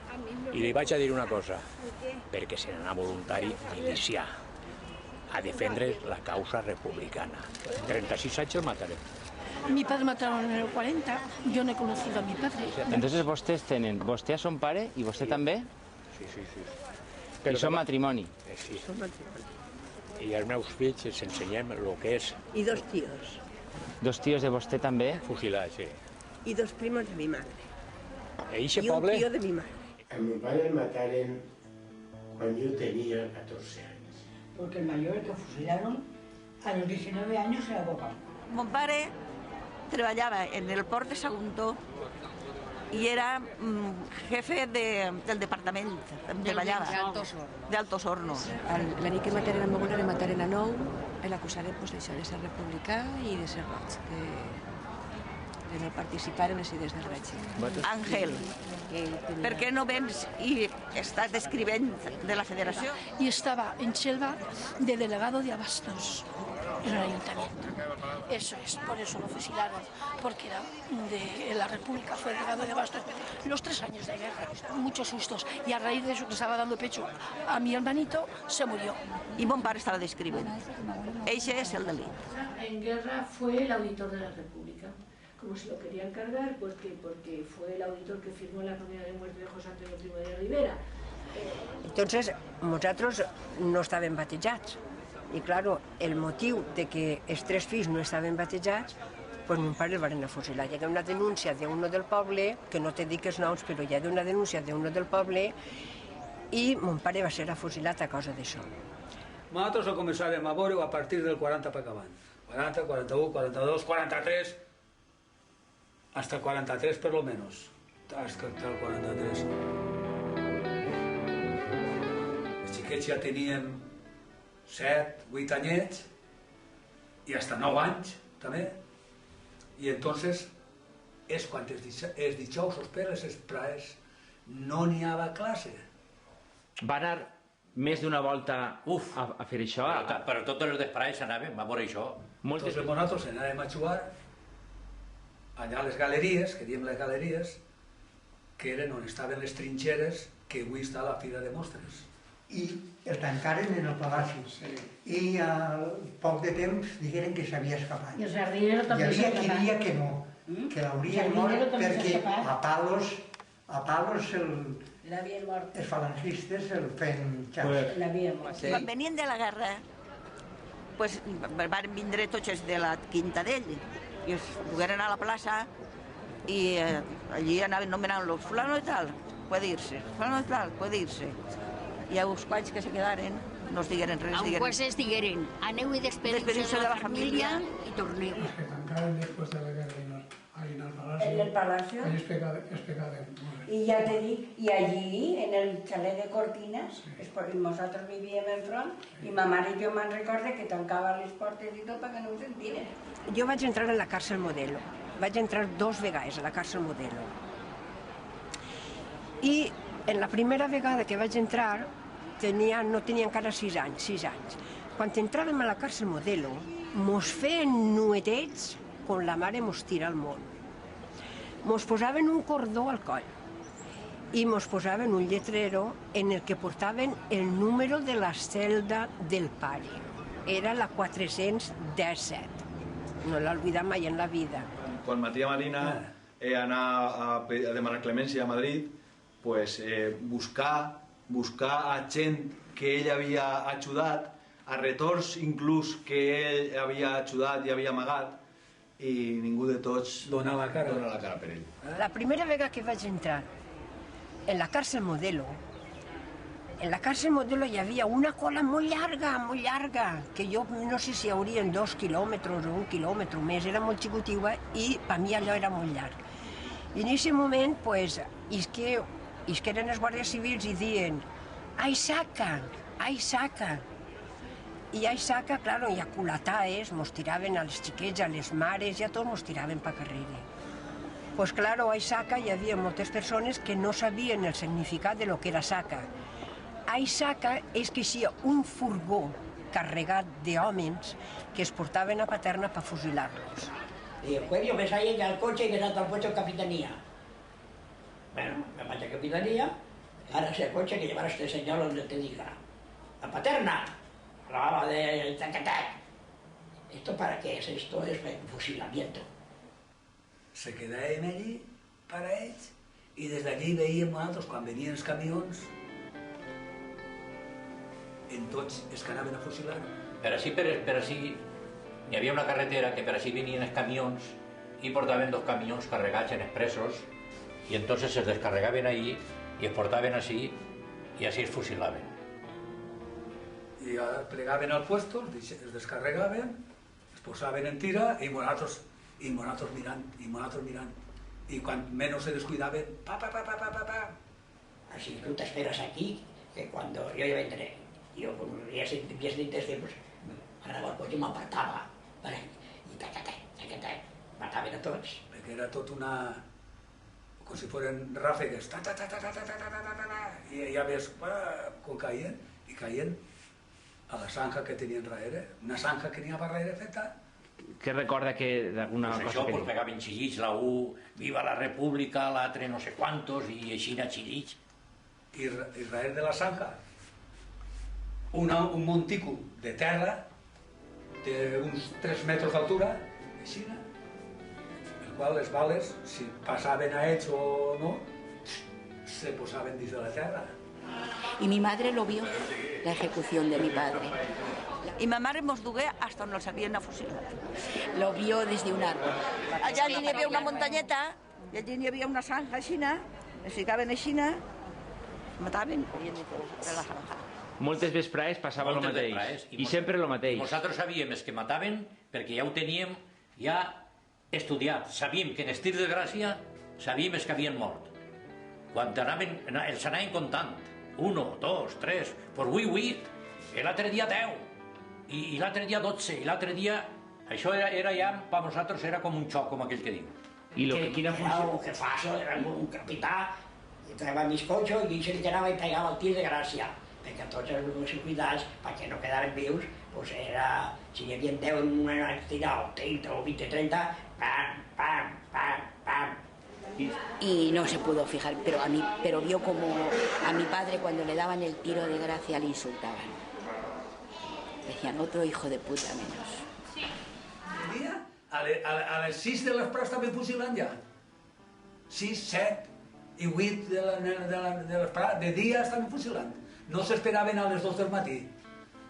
Quan fusilaven ja a les 2, a les 3 del matí, això va ser l'últim ja. Primerament anaven a sac. Res de fosa ni de... i que van descarregaven en camions. I entonces una vegada fusilaven ja, agarraven els morts, pom, al camió. I el cementeri que estava a la porta trasera del cementeri estava, pues, que estaria a 60 metres d'allí o 70, no estava més, estava allí davant mateixa. Els agarraven el camió, els carregaven i per la porta falsa s'entraven dins. S'entraven allí i allí es tiraven a la fossa que ja tenien peta i anaven tirant-los allí, anaven tirant terra, primerament calç, terra, i ja estaven listos per un altre tongar. Vingué una persona i li va dir a ma mare, Isabel, el teu home ha sigut afusilat esta matí a les 6 del matí. Entonces la meva mare pues, nos va agarrar els 3 fills, Pepita, Federico i Isabelina, perquè en aquesta època me diuen Isabelina. I vinguérem així, efectivament, sí, sí. I com el dia que l'havien mort, ma mare anar a entregar la cistelleta, estava en un llibre així, ma mare va veure una ratlla roja damunt del nom, i s'ho imagina enseguida. Y se levanta por la mañana, dice, hace mucho frío, voy a la casa a llevarle una manta y comida al hijo, a mi hijo. Y la señora, que la parienta de ella, dijo, Elisa, no vayas que la han matado. I aquell li va dir, sí senyora, l'ha muerto. Entonces, com us digueren que estàvem paterna, ma mare enseguida se'n vinguérem així. Hi havia un sepulturero que era molt bona persona i mos donà un rotllet així, en un trosset de tota la roba que duia, un trosset de roba. Què hi pensava? I el nom. I mon pare duia un jersey de quadros que segurament estaria xelat, pobret, quan li digueren que anaven a matar-lo. Perquè era en el mes de juliol i duia un jersey de llana. Hi havia, pues, en la fossa, en el piquete d'execució, en què estaven, hi havia pues, 43 o 45, no te podria dir els que hi havia, perquè això era un riu de sang i hi havia molta gent allí. Jo, fíjate, en 6 anys, pues imagina't. Entonces, els meus germans es varen volcar a buscar a mon pare, i buscaven a mon pare. Però jo, més xicoteta, pues hi havia una dona, i jo tirava de la bata de la dona, tirava de la bata de la dona. Li deia, mare, ací hi ha una dona, ací hi ha una dona. Tot això tots això mataren eixe dia. Esos grossos són pesats. Això no s'oblida mai. Ja meus 32 anyets, que te l'enduguen de casa ja no vas. Ahora yo le digo una cosa, yo ni olvido ni perdono. Jamás. Mi madre ha muerto sin saber dónde estaba su marido.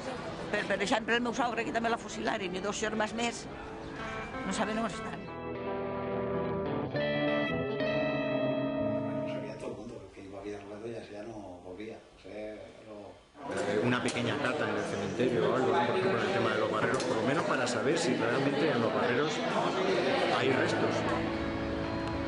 Pero desde luego algunos centenares de cadáveres estoy seguro que puede haber.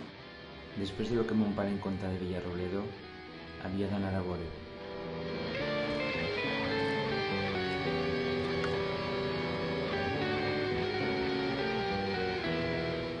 Mi nombre es Amador Avendaño Munera, natural de aquí de Villarrobledo. Como lo leo todos los días, pues me enteré de esto y el barrero, pues sí, el barrero está mi padre y mi hermano. Pues mira, me llamo Agustina González López, tengo 70 años y bueno, estoy aquí porque me he enterado, claro, que van a excavar para ver los restos que hay, para ver si pueden sacar algunos restos, en fin. Entonces he venido porque tengo aquí un tío mío, hermano de mi madre. Y mi padre fue fusilado en Albacete. Ese lo pudimos recoger y lo tenemos en el cementerio enterrado. Mi madre ha pasado muchísimo, ha sufrido muchísimo y entonces ella siempre ha deseado que su padre recibiera sepultura y no estuviera tirado por ahí, no sé, que no estuviera... Él ya su ilusión siempre ha sido, nunca soñó, vamos, que pudieran sacarlo de donde nunca, ni lo habían pensado. Entonces yo lo estoy haciendo por mi madre. Soy hijo de un fusilado en Albacete, nieto de uno de los que están aquí en el Barrero y nací en el 47. Mi padre lo echaron, creemos, pero vamos, estamos segurísimos, porque hay familiares que han dicho que estaban de madrugada viendo lo que estaban haciendo, porque era de noche cuando venían a tirarlos. Es que no llegué a conocer a mi padre, ni tampoco a mi abuelo. Cuando mi padre estaba sentado con mi Tomasete en brazos y mi madre en otro rincón, se sintieron unos golpes muy grandes.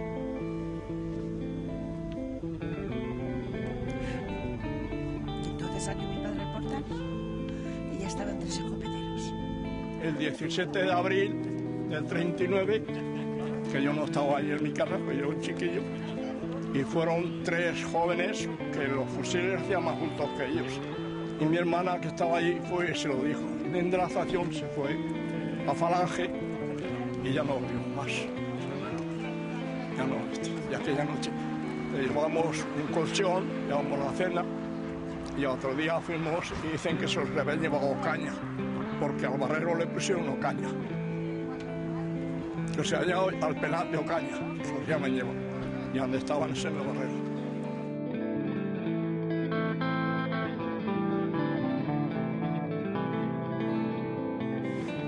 Dicen, lloráis, un vecino allí, un tío malo, sin vergüenza que fue el que... Vosotros también vais ahí donde están ellos. No digo, tío malo. ¿En qué le ha ofendido mi marido a usted? ¿Le ha robado? ¿Le ha hecho algo? ¿Qué le ha hecho? Y contestación de este persona, que no quiero ya decir porque está muerto, le dijo, personalmente no lo conozco, pero es rojo y me estorba. Una vez estaba también mi madre en la calle Cerro, hablando con una mujer, y salió uno que no digo el nombre y el apellido porque no tengo papeles y no se puede decir muchas cosas. Y entonces salió con muy mala leche y me dijo, Roja, haz el favor de bajarte de la acera y que no te vaya a pasar más por aquí.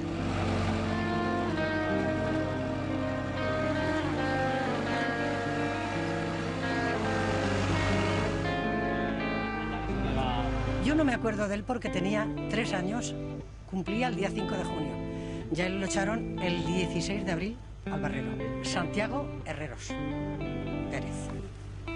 Y claro, ni sabemos si era por las envidias o por lo que fuera, a él le tenían manía y él estaba en el campo. El día que fueron a mi casa a buscarlo, estaba en el campo ayudándole a mi abuelo paterno a hacer casillas para melones. Y cuando llegó por la noche le dice mi madre: Santiago, han venido a buscarte. Dice: no quiero que te presentes. Dice: porque la gente que ha venido a buscarte no me ha dado buena espina. Dice: yo, como no le he hecho nada a nadie malo, yo voy a bajar al cuartel de la Guardia Civil y a ver qué pasa. Que no vayas, muchacho, que no vayas, que esto a mí no me gusta. Ya no ha vuelto más. A él lo llamaron a que se presentase al ayuntamiento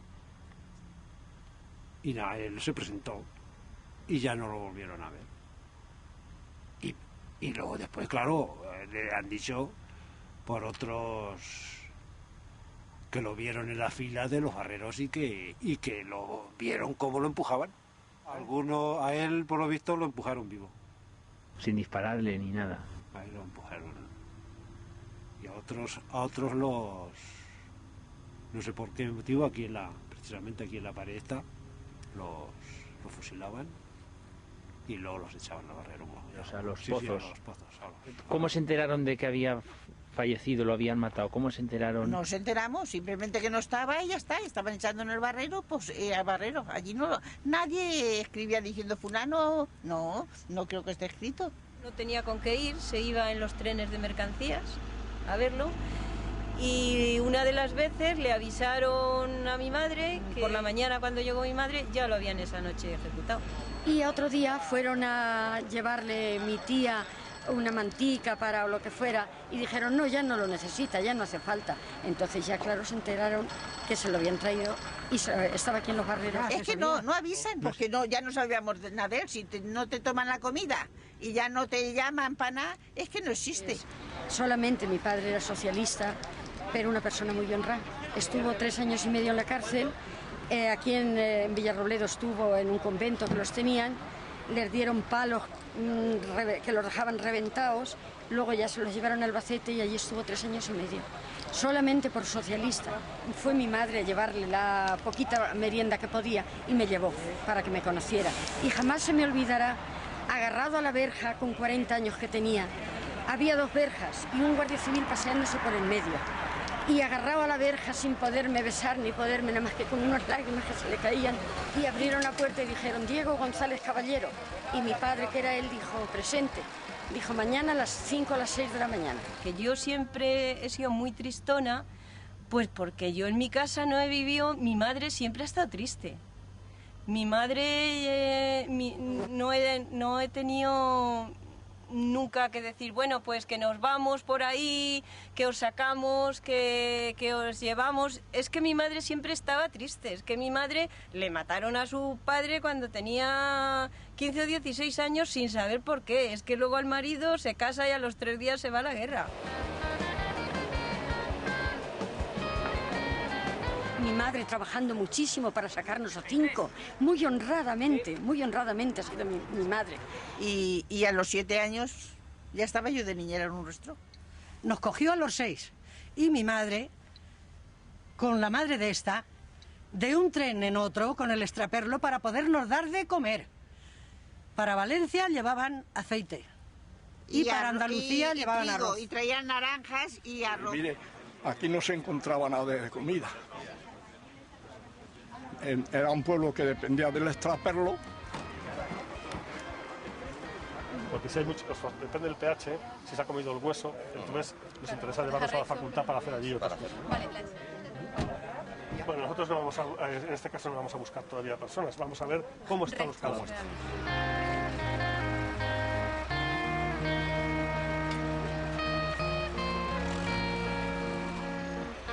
Pues mira, nosotros somos un equipo del Laboratorio de Arqueología Forense de la Universidad Autónoma de Madrid y bueno, estamos haciendo la parte de prospección del proyecto de los barreros, los pozos, los barreros donde echaban a los represaliados después de la Guerra Civil.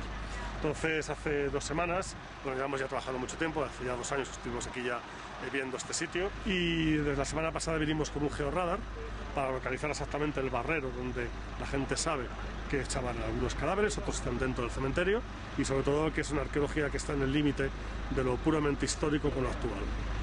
Muy distinto. Uno no está aquí solamente por interés arqueológico, sino por interés humano, ¿no? Porque esto lo que hacemos es eso, ¿no? Arqueología, yo le llamo de derechos humanos, ¿no? Siente, es una emoción que claro, llevas. Más que nada es como sabes que mi madre tenía tanta ansia, cuándo podría,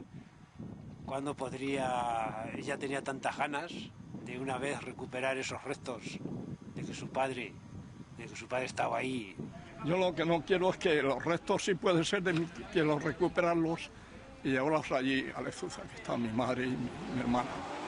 Antes que los restos estén por ahí rodando, porque si los van a sacar, ya ves. Que no queremos revancha, no queremos que pase lo que pasó entonces, pero sí queremos por lo menos que se reconozca lo que pasamos y lo que pasaron nuestros padres. Pues como mi madre dice, que yo esto lo hago, bueno, no lo hago para hacer justicia, ni por mi abuela ni por nadie, para hacer justicia e historia, que no se quede impune todo lo que pasó. Bueno, mi madre tenía tanto miedo que no nos contaba nada, casi cuando yo ya tenía 17 o 18 años es cuando... Hombre, yo sabía que mi abuelo había muerto y estaba en un barrero, pero las historias tan gordas que después mi madre vivió no me las ha contado hasta ya tarde, porque no tenía un miedo. Porque siempre había alguna conversación, se trataba de hablar poco.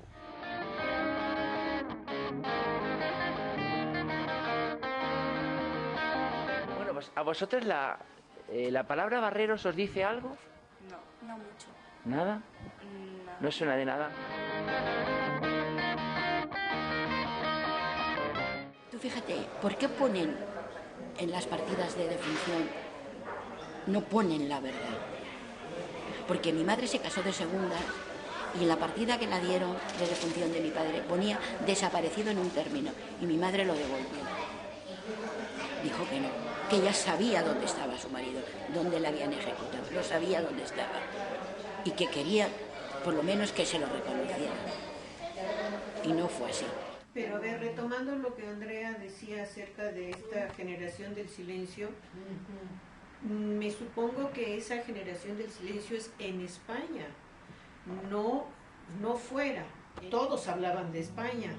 Y la generación del silencio es dentro de España, que los padres que no les hablan a los hijos para protegerlos. Claro. O sea, que ha habido mucho miedo, por eso la represión ha sido tan terrible que la gente, pues la mayoría, incluso dentro de las casas, la mayoría no se ha explicado nada. Porque los hijos tenían que ser ignorantes para no ponerse en peligro. Es lo que, escuela y lo que yo entiendo. Probablemente no sé si también por eso mismo no se te habló a ti de eso. Yo hasta que no me he puesto a hacer esto que estamos ahora, en fin, nunca había oído aquí en casa los fusilamientos, yo no recuerdo haberlo oído. Ni a ti, ni a los abuelos, ni a los tíos, ni... No lo había oído nunca. Tabú hasta hace 4 años, hasta hace poco tiempo, pero ya, hasta que no se ha movido esto con la ley, las no leyes. Sí. Pero entonces, ¿qué te enseñan en la escuela en ese periodo de España? Nada, se lo saltaban. No hemos terminado de conocer nuestra historia, en todo caso porque se oculta en los libros de texto. No está en los libros de texto. No está en ninguna parte, salvo de los historiadores y 4 monografías que habrá por ahí publicadas. Yo también llegué a España buscando una España que en realidad no existía, porque yo llegué a España diciendo, ¿dónde están los republicanos? Yo llegué a buscar una España caduca, que era la España de mi abuelo, que era la España de mis sueños, que era la España de la historia de mi madre. Hay gente que ni siquiera sabía, digamos, o sea, que dicen, pero hombre, eso ya es un tema de los abuelos, que ya está muerto, que esto, que lo otro. Gente que no sabía, por ejemplo, lo del exilio. A mí muchas personas me dijeron, pero ¿cómo? ¿Hubo exiliados en México? Ay, qué impresión. Gente normal y gente que estudia guión, aparte. Gente que estudia guión, que quiere hacer dibujos animados de Pixar y punto. ¿Por qué no quieren que se remuevan este tipo de cosas? Porque claro, durante 40 años los militares que se sublevaron han recibido el reconocimiento público y sin embargo tuvo esta generación que tuvo que morir en exilio con las cunetas o fusilada, no han tenido nunca un reconocimiento y ahora no se le deja ni a los hijos ni a los nietos que se recuerde todo aquello. Un lavado de cerebro porque la gente de mi edad y los jóvenes, o sea, es que no sepan, no saben, pero aparte no les interesa tampoco. Desde el 1 de abril del 39 hasta el 30 de junio del 44, según los datos, esa obra, Miguel Gutiérrez sobre Miguel Hernández, en España murieron en las cárceles, os diré cómo, murieron en las cárceles 192.684 personas. Hay 2.300 que están registrados en el juzgado. Muchos de esos, la mayoría, el juez pone que deben estar enterrados en esta villa, en el cementerio de esta villa, ¿no? Pues hay muchos que no aparecen. Hay más de 1.000 que nadie se sabe. En España se echó un puñado de tierra arriba del problema y se acabó. El Tribunal de Represión de la Masonería, el comunismo, era un tribunal que podía imponer penas de reclusión menor y mayor, o sea, hasta 30 años. Estaba compuesto por un general del ejército, 2 jerarcas de la falange y 2 letrados, todos designados por el general Franco. Si eso es un tribunal, pues que alguien me lo explique. Yo creo que un Estado de Derecho, un ordenamiento jurídico como el nuestro, con una Constitución que se inspira en los derechos humanos, no puede vivir dignamente, si no es capaz de negar la validez jurídica de unos actos que se hicieron de acuerdo a los principios jurídicos radicalmente opuestos a los que hoy tenemos y que violan los derechos humanos. Puede ser que no se den validez esas sentencias y esas condenas. Ahí están. Si nadie los ha declarado nulos, tienen que observar de la validez. Y eso es incompatible con un Estado de Derecho. ¿Ustedes quieren democracia? Pues tienen que tragar esto y esto y esto y esto y esto, y si no, no hay democracia. El partido, siendo un partido mayoritario que había en España entonces, no teníamos que haber aceptado ese chanchullo, haber seguido una ilegalidad. Decía, pues yo no estoy nunca de acuerdo con esto, porque la amnistía decía algo, ¿la amnistía para quién? Porque los nuestros, tanto si había hecho algo como si no habían hecho, que lo único que habían hecho era defender la legalidad que había democrática, y fue defender esa legalidad. Pero con eso y todo, pues si todos los que han considerado están o en el cementerio o apaleados han sido represados totalmente. O sea que nosotros, la gente de izquierda, pues han pagado lo que tenían, no necesitan ninguna amnistía. Esta amnistía será para ellos, que lo suyo de ellos no está dado en ninguna parte.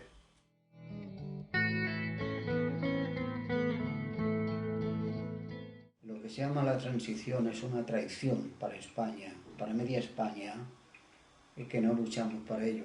Entonces, el abuelo, después de la muerte de Franco, el periodo este que se llama transición, el abuelo, la democracia esta que tenemos o que hemos tenido, él cómo la vivía... Mira, no solo el abuelo y muchos como él, de los que habían luchado en tiempos difíciles, que si los cogen los hubiesen fusilado. Pues muchos los que no intervinieron en nada, ya no quisieron... muchos no han estado ya en ningún partido, ni se han afiliado, ni sean, porque no lo han visto claro nunca. Ellos pensaban que no era esta la democracia por la que ellos luchaban, ¿no? Y lo que tenemos ahora, que es la continuidad de esa traición, es la continuidad del franquismo. Cuando empezaron a hablar de la ley de la memoria hubo 2 sentimientos mezclados. Era por un lado que era vergonzoso que a estas alturas hubiera que pasar una ley para acordarse de las cosas, y por otro lado viendo la situación que hay en España con relación a todo lo que tiene que ver con la memoria y la historia y la república, pues que menos mal que habían hecho un pequeño esfuerzo y un paso para obligar que hubiera memoria. La memoria histórica no hay que olvidarla, hay que llevarla a cabo, porque es que hay mucho que decir. En la memoria histórica hay que demostrar que los republicanos no hicimos la guerra. Cuando hablan de que en una guerra civil alguien la empieza. Nosotros no empezamos la guerra.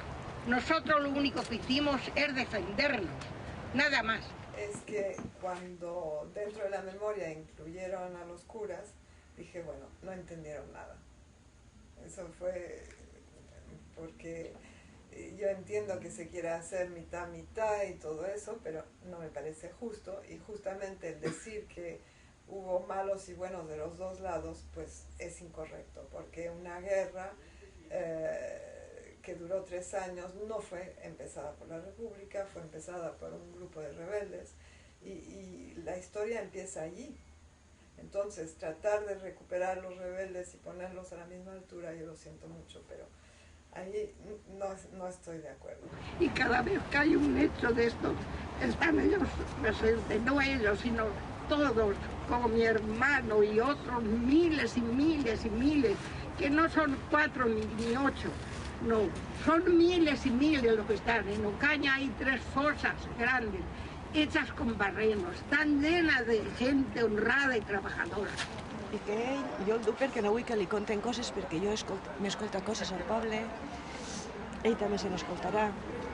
Ara és jove, però escoltarà coses que no són de veres, i jo sé que l'única manera de que entenga és vinguent ací i sentir la pena que sentim nosaltres.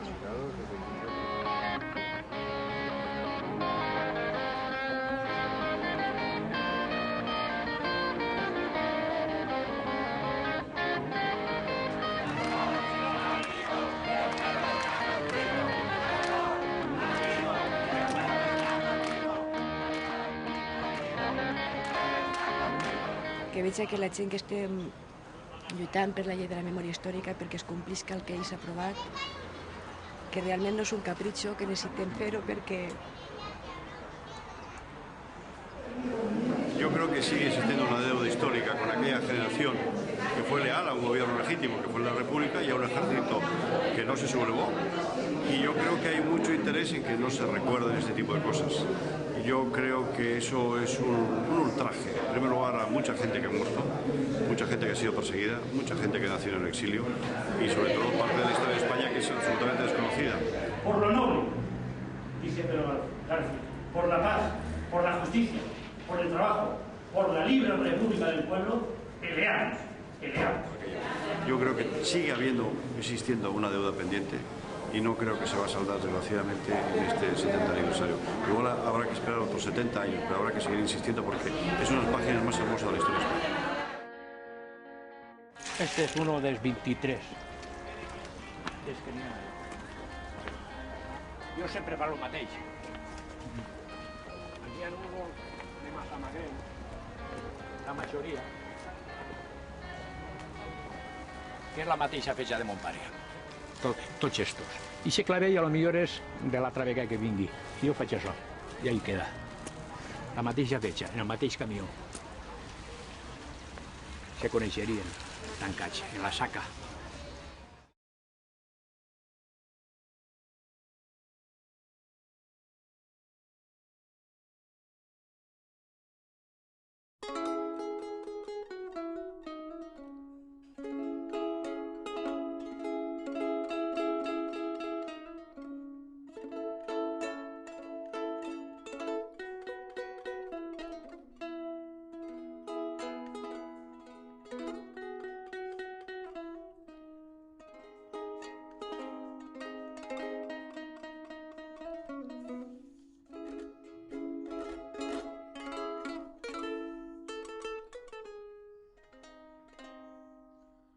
Lladres que entreu per Almansa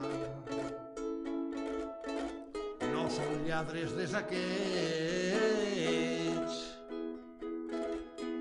que ens poseu la cova en casa i des d'ella